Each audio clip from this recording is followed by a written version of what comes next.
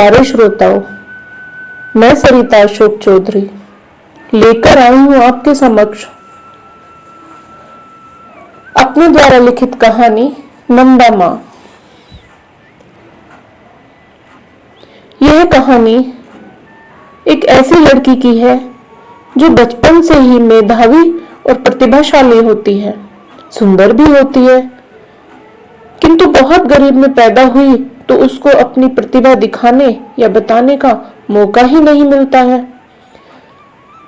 बाद में यह लड़की एक कर्मठ महिला बनती है जिसका इस समाज में एक सम्मानजनक स्थान होता है।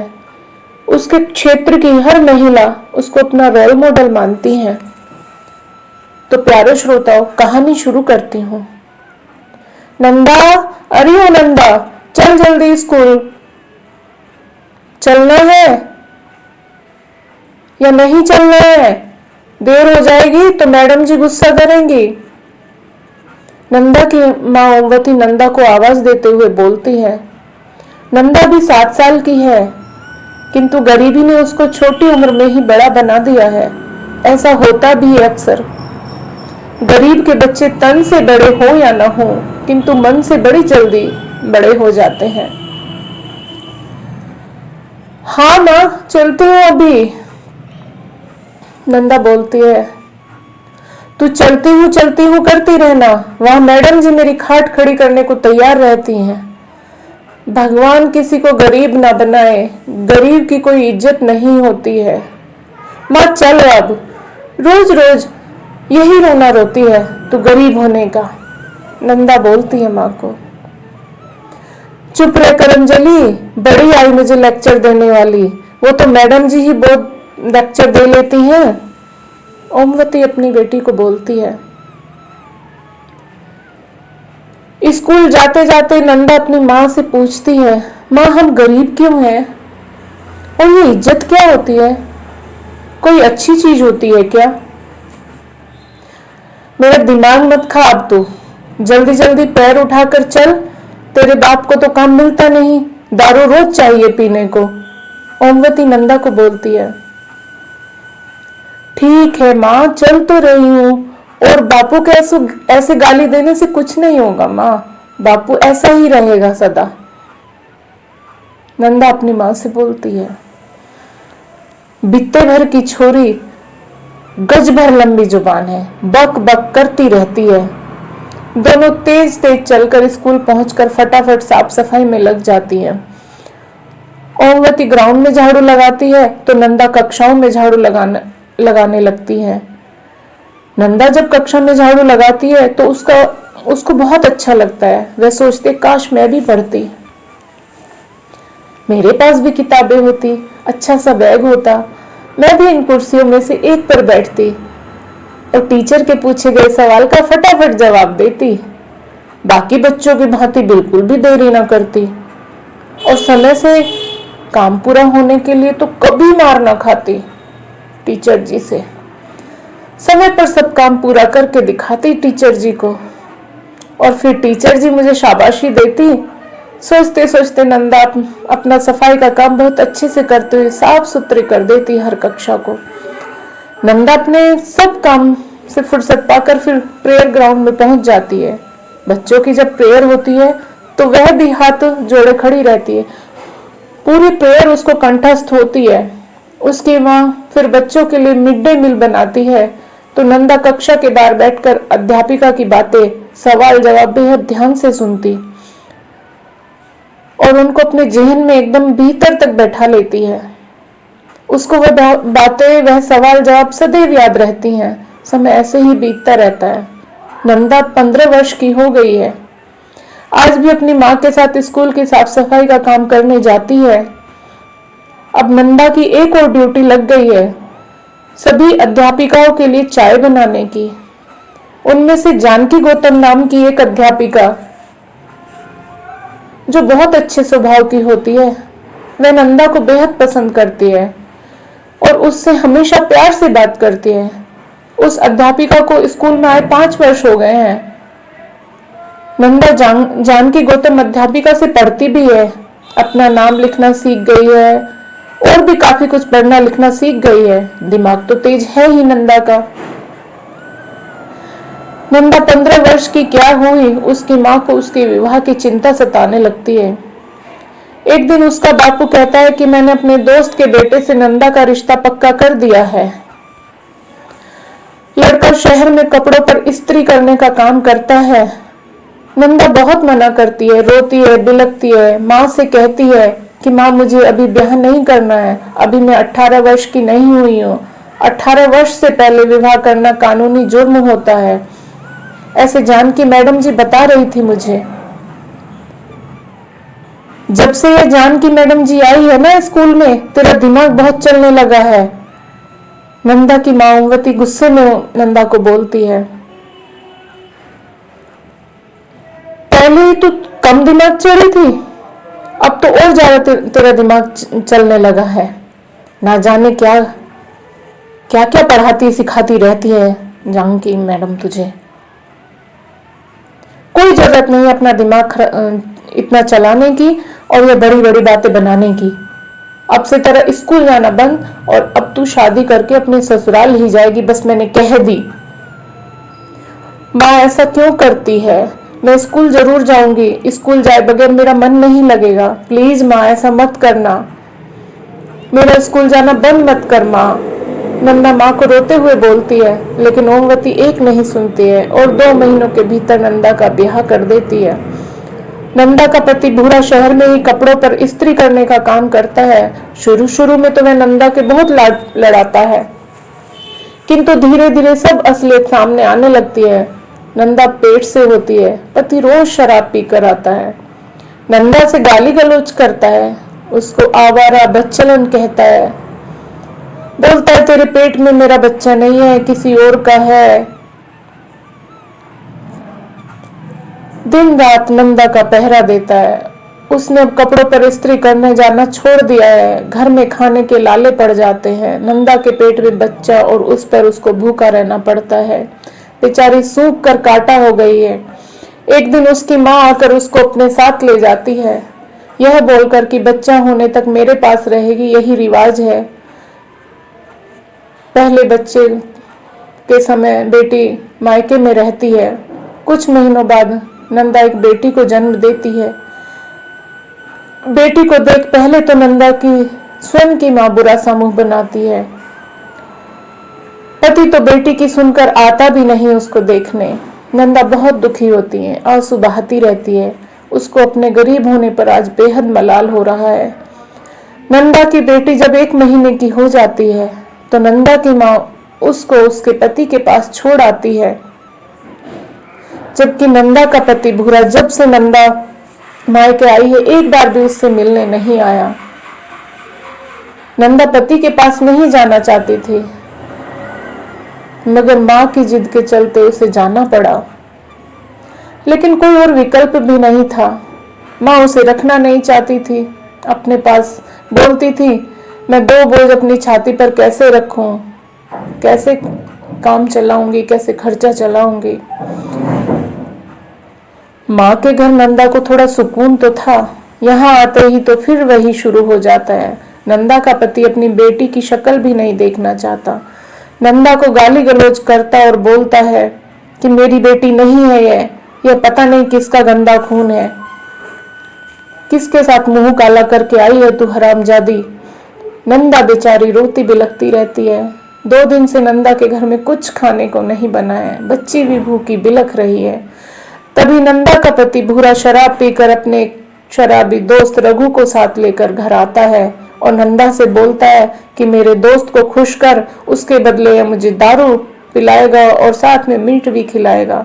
नंदा तो हैरत से अपने पति की ओर देखती रह जाती है कि कैसा व्यक्ति है, यह क्या बोल रहा है, दारू के लिए अपनी पत्नी को किसी और के सामने पेश होने को बोल रहा है। नंदा को बेहद क्रोध आता है। वह गुस्से में बोलती है कि दोनों चले जाओ यहाँ से, वरना तो अच्छा नहीं होगा। नंदा का पति नंदा की यह बात सुनते ही उसको मारने के लिए बढ़ता है और नंदा को बुरी तरह मारता है और फिर अपने दोस्त से कहता है कि कर ले जो करना है तुझे इस छिनाल के साथ। यह सुनकर नंदा घबरा जाती है कि अब क्या होगा। नंदा के हाथ में एक मोटा सा डंडा आ जाता है। अपनी बच्ची को गोद में उठाती है और डंडे से दोनों के ऊपर वार करती है। दोनों दारू पिए हुए तो होते ही हैं। उन दोनों के सिर पर डंडे से 3-4 वार करती है तो वे धाराशायी हो जाते हैं। नंदा घर से बाहर निकलकर बाहर की सांकल लगाकर उनको भीतर बंद करके भागती जाती है। वहां से दूर निकल जाती है, भागी जा रही है। रास्ते में कोई होश नहीं, बच्ची गोद में भूखी रो रही है। काफी दूर निकल जाने पर उसको होश आता है कि रात में बहुत दूर आ गई, आगे खतरा ही खतरा हो सकता है। तभी उसको ध्यान आता है किसी तरह जानकी गौतम मैडम के पास पहुंच जाऊं। नंदा की बेटी भी शायद भूखी रो रो कर थक गई, एकदम शांत हो गई नन्ही सी जान। इतनी हिम्मत कहां से लाती भला। बेचारी नंदा के भी भूखी के पांव आगे नहीं बढ़ रहे हैं। जैसे तैसे अपने शरीर को खींचकर जानकी के दरवाजे पर पहुंच जाती हैं। बाहर से जानकी मैडम को आवाज लगाती है, किंतु आवाज तो जैसे उसके कंठ से निकल ही नहीं पा रही है। एक बार जोर लगाकर तेज आवाज लगाती है और भर भरा कर वहीं गिर पड़ती है, अपनी नन्ही कली को गोद में लिए हुए। किस्मत से जानकी मैडम तक नंदा की आवाज पहुंच जाती है। बाहर निकल कर देखती है, बाहर की लाइट ऑन करती है तो देखती क्या है, जो आवाज लगा रही है। क्या हुआ है, कौन है? बाहर दरवाजे पर पहुंचकर देखती क्या है कि यह तो नंदा है, जो अचेत अवस्था में पड़ी हुई है दरवाजे पर। उसकी नन्ही बच्ची सीने से चिपकी हुई है। जानकी घबराकर नंदा के पास जाती है और उसको बोलती है, नंदा उठ, क्या हुआ तुझे? नंदा उठ तो, क्या हुआ तुझे, बोलना नंदा। किंतु नंदा तो अचेत है। जानकी उसकी बच्ची को उसके सीने से हटाती है, लेकिन यह क्या, बच्ची तो बर्फ से ठंडी हो गई है। अपने पति विवेक गौतम को आवाज लगाकर अंदर से बाहर बुलाती है। जानकी का पति नौकर की सहायता से नंदा को भीतर लिटाता है। जानकी नंदा की बच्ची को सोफे पर लिटाकर नंदा के हाथ पैर मलती है तो कुछ देर में नंदा को होश आ जाता है। वह आंखें खोलती है और जानकी की तरफ देखते ही फूट फूट कर रोने लगती है। जानकी उसको शांत करती है, उसको कुछ खाने को देती है, फिर उसकी बच्ची को देखती है जो बिल्कुल ठंडी पड़ चुकी है। जानकी समझ जाती है कि बच्ची में अब कुछ नहीं है। नंदा को बोलती है, नंदा तेरी बच्ची अब। नंदा समझ जाती है, उसकी आंखों से अविरल अश्रुधारा बहती रहती है। उसकी बच्ची को गरीबी, तंगहाली, भूख और अवेला सब ने मार डाला, जान ले ली उसकी नन्ही बच्ची की। जानकी उसको संभालती है। सुबह को नंदा की फूल सी बच्ची का अंतिम संस्कार कर दिया जाता है।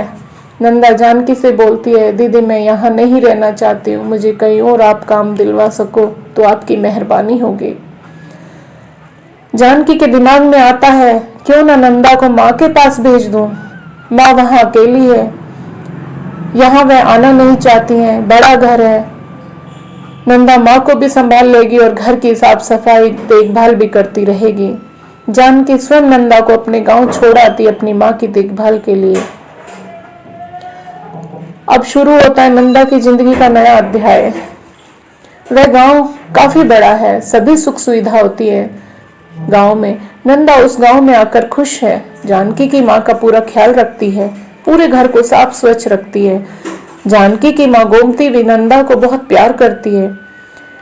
एक दिन नंदा घर की सफाई करते हुए एक सिलाई मशीन देखती है तो वह गोमती देवी से पूछती है, अम्मा यह सिलाई मशीन किसकी है? तो गोमती देवी बोलती है, बेटा यह मेरी है, मैं सिलाई करती थी अपने कपड़े, मैं खुद ही सिला करती थी, अब तो उम्र नहीं रही है। नंदा बोलती है, अम्मा क्या मैं इस मशीन से सिलाई कर सकती हूँ? सीख लूं मैं अपने इस मशीन से सिलाई? वैसे तो मुझे थोड़ी थोड़ी आती है, आपको ऐतराज ना हो तो कुछ आप सिखा देना।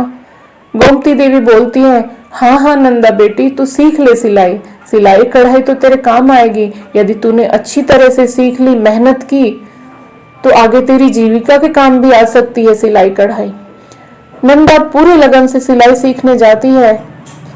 कुछ उसको पहले से आती है, कुछ गोमती देवी उसको बताती है कैसे क्या कटिंग करनी है, गोमती देवी नंदा को अपनी पुरानी साड़ियां निकाल कर देती है, बोलती है इनमें से अपने सूट बनाकर सुंदर सुंदर डिजाइन के।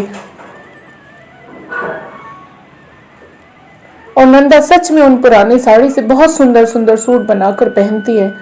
गांव की लड़कियां जब उसको इतने सुंदर सूट पहने हुए देखती है तो उससे पूछती हैं, नंदा दीदी आप ये सूट कहाँ से बनवाती हैं? बहुत सुंदर होते हैं आपके सूट। तब नंदा उनको बताती है कि यह तो मैं गोमती अम्मा की पुरानी साड़ियों में से स्वयं कटिंग करके सिलती हूँ।